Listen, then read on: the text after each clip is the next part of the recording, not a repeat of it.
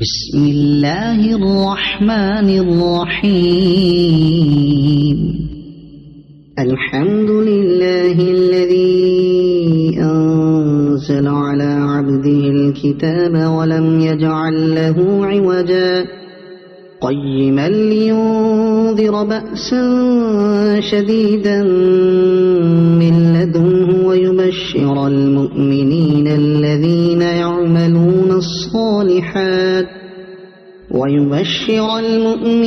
الذين يعملون الصالحات أن لهم أجرا حسنا ماكثين فيه أبدا وينذر الذين قالوا اتخذ الله ولدا ما لهم به من علم ولا لآبائهم كبرت كلمة تخرج من أفواههم إن يقولون إلا كذبا فلعلك باقع نفسك على آثارهم إن لم يؤمنوا بهذا الحديث أسفا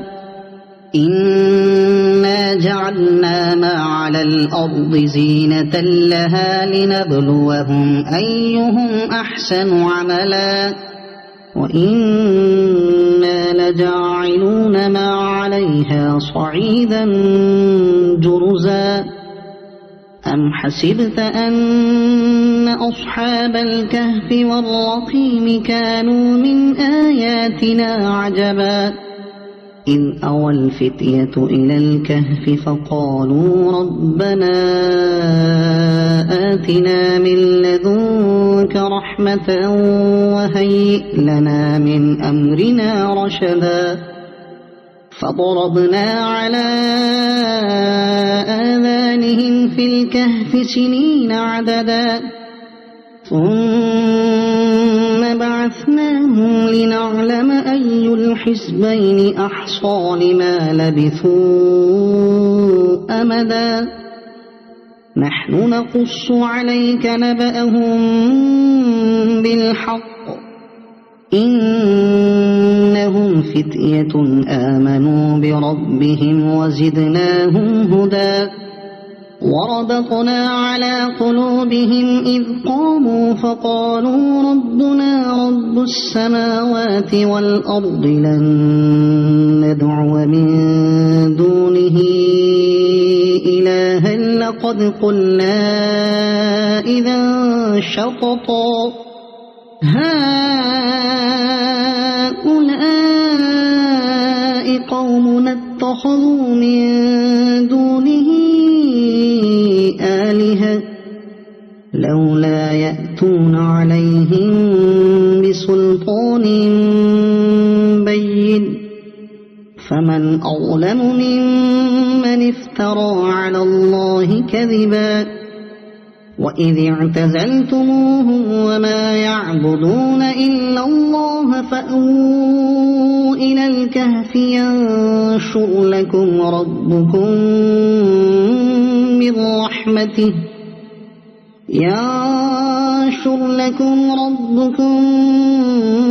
من رحمته ويهيئ لكم من أمركم مرفقا وترى الشمس إذا طلعت تزاور عن كهفهم ذات اليمين وإذا غربت تقرضهم ذات الشمال وهم في فجوة منه ذلك من آيات الله من يهد الله فهو المهتد ومن يضلل فلن تجد له وليا مرشدا وتحسبهم أيقاظا وهم رقود ونقلبهم ذات اليمين وذات الشمال وكلبهم باسط ذراعيه بالوصيد لو اطلعت عليهم لوليت منهم فرارا ولملئت منهم رعبا وكذلك بعثناهم ليتساءلوا بينهم قال قائل منهم كم لبثتم قالوا لبثنا يوما أو بعض يوم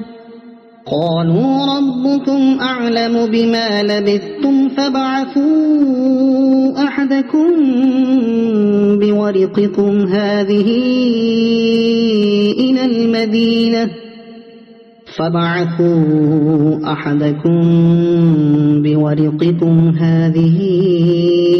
إلى المدينة فلينظر أيها أزكى طعاما فليأتكم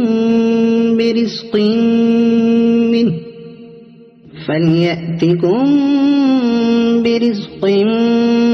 منه وليتلطف ولا يشعرن بكم أحدا إنهم إن يظهروا عليكم يرجموكم أو يعيدوكم في ملتهم ولن تفلحوا إذا أبدا وكذلك أعثرنا عليهم ليعلموا أن وعد الله حق وأن الساعة لا ريب فيها إذ يتنازعون بينهم أمرهم فقالوا ابنوا عليهم بنيانا ربهم أعلم بهم قال الذين غلبوا على أمرهم لنتخذن عليهم مسجدا سيقولون ثلاثة رابعهم كلبهم ويقولون خمسة سادسهم كلبهم رجما بالغيب ويقولون سبعة وثامنهم كلبهم قل ربي أعلم بعدتهم ما يعلمهم إلا قليل فلا تمار فيهم إلا مراء ظاهرا ولا تستفت فيهم منهم أحدا ولا تقولن لشيء إني فاعل ذلك غدا إلا أن يشاء الله واذكر ربك إذا نسيت وقل عسى أن يهديني ربي لأقرب من هذا رشدا ولبثوا في كهفهم 300 سنين وازدادوا 9 قل الله أعلم بما لبثوا له غيب السماوات والأرض أبصر به وأسمع ما لهم من دونه من ولي ولا يشرك في حكمه أحدا واتل ما أوحي إليك من كتاب ربك لا مبدل لكلماته ولن تجد من دونه ملتحدا واصبر نفسك مع الذين يدعون ربهم بالغداة والعشي يريدون وجهه ولا تعد عيناك عنهم تريد زينة الحياة الدنيا ولا تطع من أغفلنا قلبه عن ذكرنا واتبع هواه وكان أمره فرطا وقل الحق من ربكم فمن شاء فليؤمن ومن شاء فليكفر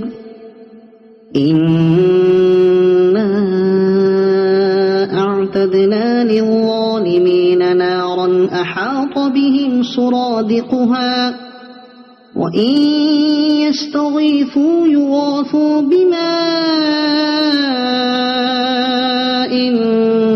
كالمهل يشوي الوجوه بئس الشراب وساءت مرتفقا إن الذين آمنوا وعملوا الصالحات إنا لا نضيع أجر من أحسن عملا أولئك لهم جنات عدن تجري من تحتهم الأنهار يحلون فيها من أساور من ذهب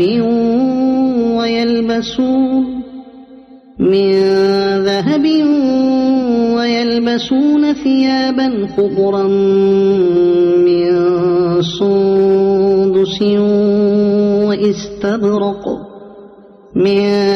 سندس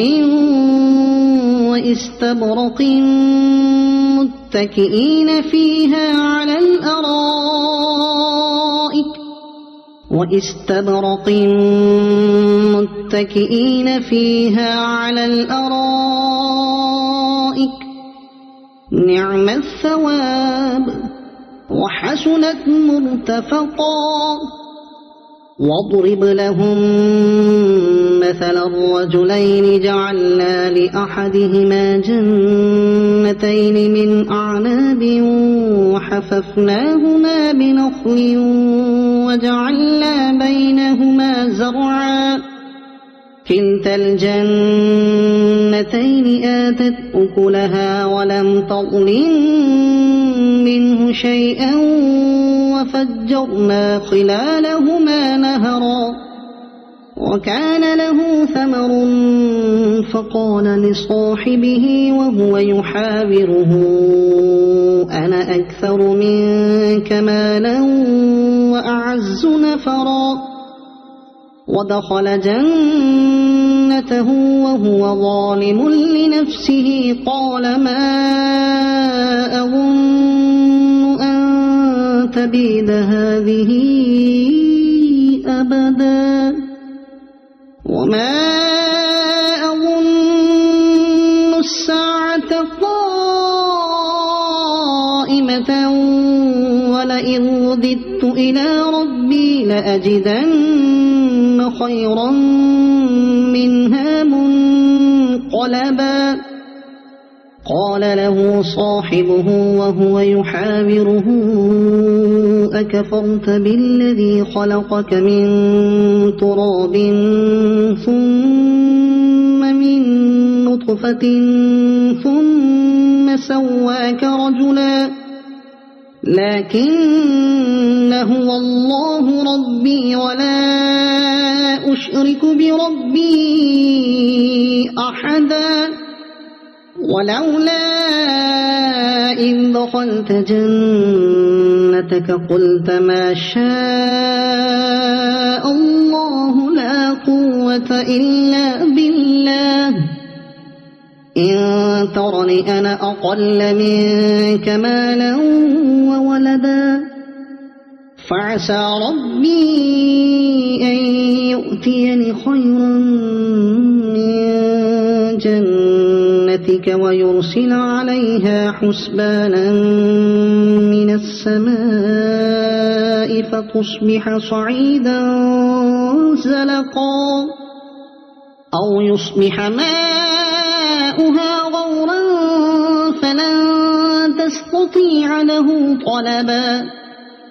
وأحيط بثمره فأصبح يقلب كفيه على ما أنفق فيها وهي خاوية على عروشها ويقول يا ليتني لم أشرك بربي أحدا ولم تكن له فئة ينصرونه من دون الله وما كان منتصرا هنالك الولاية الباقيات لله الحق هو خير ثوابا وخير عقبا واضرب لهم مثل الحياة الدنيا كماء أنزلناه من السماء فاختلط به نبات الأرض فأصبح هشيما تذروه الرياح وكان الله على كل شيء مقتدرا المال والبنون زينة الحياة الدنيا والباقيات الصالحات خير عند ربك ثوابا وخير أملا ويوم نسير الجبال وترى الأرض بارزة وحشرناهم فلم نغادر منهم أحدا وعرضوا على ربك صفا لقد جئتمونا كما خلقناكم أول مرة بل زعمتم أن لن نجعل لكم موعدا ووضع الكتاب فترى المجرمين مشفقين مما فيه ويقولون يا ويلتنا ما لهذا الكتاب لا يغادر صغيرة ولا كبيرة إلا أحصاها ووجدوا ما عملوا حاضرا ولا يظلم ربك أحدا وإذ قلنا للملائكة اسجدوا لآدم فسجدوا إلا إبليس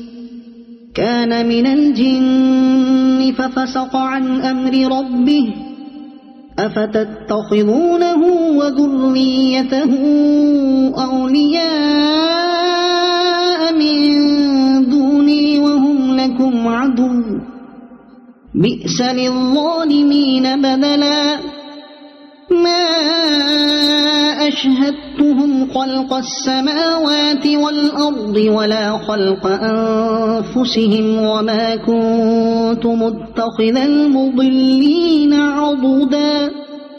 ويوم يقول نادوا شركائي الذين زعمتم فدعوهم فلم يستجيبوا لهم وجعلنا بينهم موبقا ورأى المجرمون النار فظنوا أنهم واقعوها ولم يجدوا عنها مصرفا ولقد صرفنا في هذا القرآن للناس من كل مثل وكان الإنسان أكثر شيء جدلا وما منع الناس أن يؤمنوا إذ جاءهم الهدى ويستغفروا ربهم إلا أن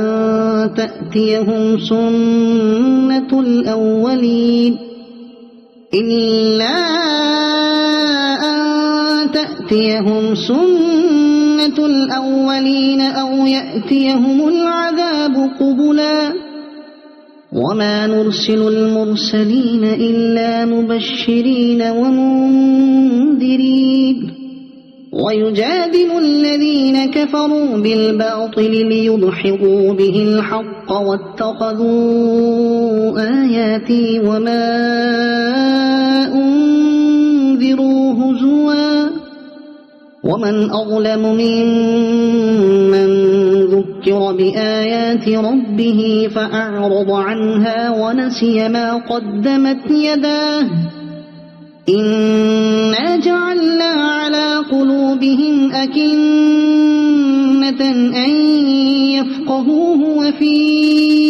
آذانهم وقرا وإن تدعهم إلى الهدى فلن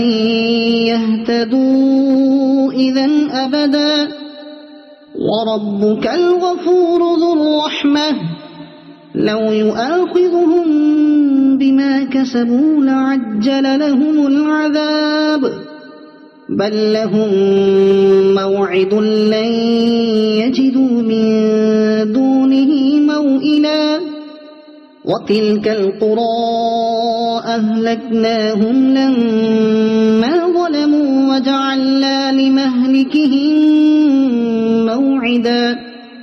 وإذ قال موسى لفتاه لا أبرح حتى أبلغ مجمع البحرين أو أمضي حقبا فلما بلغا مجمع بينهما نسيا حوتهما فاتخذ سبيله في البحر سربا فلما جاوزا قال لفتاه آتنا غداءنا لقد لقينا من سفرنا هذا نصبا قال أرأيت إذ أوينا إلى الصخرة فإني نسيت الحوت وما أنسانيه إلا الشيطان أن أذكره واتخذ سبيله في البحر عجبا قال ذلك ما كنا نبغي فارتدا على آثارهما قصصا فوجدا عبدا من عبادنا آتيناه رحمة من عندنا وعلمناه من لدنا علما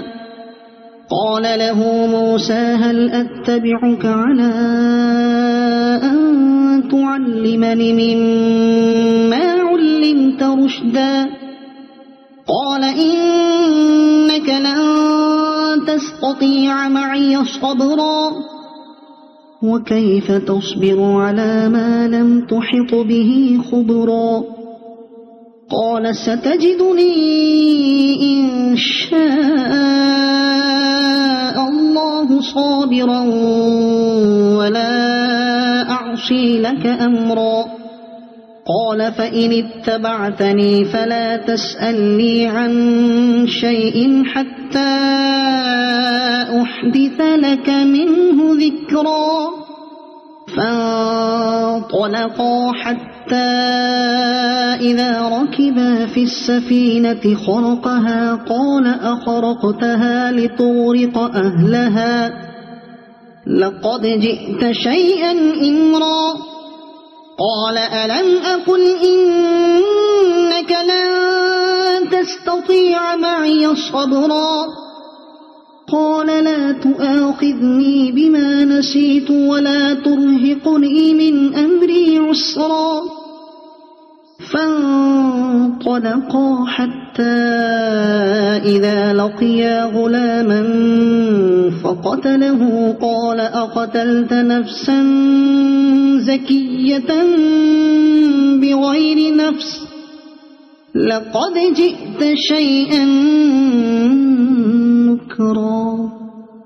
قال ألم أقل لك إنك لن تستطيع معي صبرا قال إن سألتك عن شيء بعدها فلا تصاحبني قد بلغت من لدني عذرا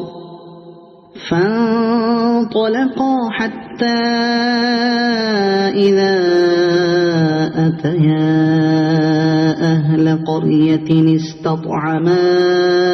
أهلها فأبوا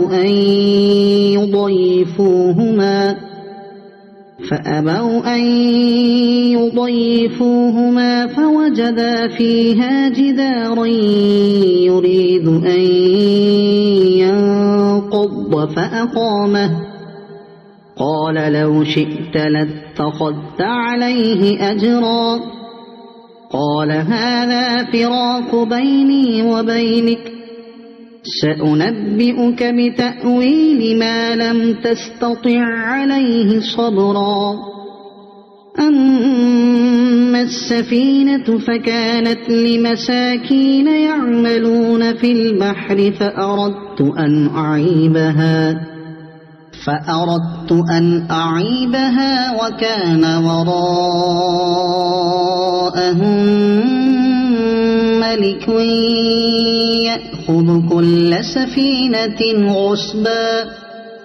وأما الغلام فكان أبواه مؤمنين فخشينا أن يرهقهما طغيانا وكفرا فأردنا أن يبدلهما ربهما خيرا منه زكاة وأقرب رحما وأما الجدار فكان لغلامين يتيمين في المدينة وكان تحته كنز لهما وكان أبوهما صالحا فأراد ربك أن يبلغا أشدهما ويستخرجا كنزهما رحمة من ربك وما فعلته عن أمري ذلك تأويل ما لم تسطع عليه صبرا ويسألونك عن ذي القرنين قل سأتلو عليكم منه ذكرا إنا مكنا له في الأرض وآتيناه من كل شيء سببا فأتبع سببا إنا مكنا له في الأرض وآتيناه من كل شيء سببا فأتبع سببا حتى إذا بلغ مغرب الشمس وجدها تغرب في عين حمئة ووجد عندها قوما قلنا يا ذا القرنين إما أن تعذب وإما أن تتخذ فيهم حسنا قال أما من ظلم فسوف نعذبه ثم يرد إلى ربه فيعذبه عذابا نكرا وأما من آمن وعمل صالحا فله جزاء الحسنى وسنقول له من أمرنا يسرا ثم أتبع سببا حتى إذا بلغ مطلع الشمس وجدها تطلع على قوم لم نجعل لهم من دونها سترا كذلك وقد أحطنا بما لديه خبرا ثم أتبع سببا حتى إذا بلغ بين السدين وجد من دونهما قوما لا يكادون يفقهون قولا قالوا يا ذا القرنين إن يأجوج ومأجوج مفسدون في الأرض فهل نجعل لك خرجا على أن تجعل بيننا وبينهم سدا قال ما مكني فيه ربي خير فأعينوني بقوة أجعل بينكم وبينهم ردما آتوني زبر الحديد حتى إذا ساوى بين الصدفين قال انفخوا حتى إذا جعله نارا قال آتوني أفرغ عليه قطرا فما استطاعوا أن يظهروه وما استطاعوا له نقبا قال هذا رحمة من ربي فإذا جاء وعد ربي جعله دكاء وكان وعد ربي حقا وتركنا بعضهم يومئذ يموج في بعض ونفخ في الصور فجمعناهم جمعا وعرضنا جهنم يومئذ للكافرين عرضا الذين كانت أعينهم في غطاء عن ذكري وكانوا لا يستطيعون سمعا أفحسب الذين كفروا أن يتخذوا عبادي من دوني أولياء إنا أعتدنا جهنم للكافرين نزلا قل هل ننبئكم بالأخسرين أعمالا الذين ضل سعيهم في الحياة الدنيا وهم يحسبون أنهم يحسنون صنعا أولئك الذين كفروا بآيات ربهم ولقائه فحبطت أعمالهم فلا نقيم لهم يوم القيامة وزنا ذلك جزاؤهم جهنم بما كفروا واتخذوا آياتي ورسلي هزوا إن الذين آمنوا وعملوا الصالحات كانت لهم جنات الفردوس نزلا خالدين فيها لا يبغون عنها حولا قل لو كان البحر مدادا لكلمات ربي لنفد البحر قبل أن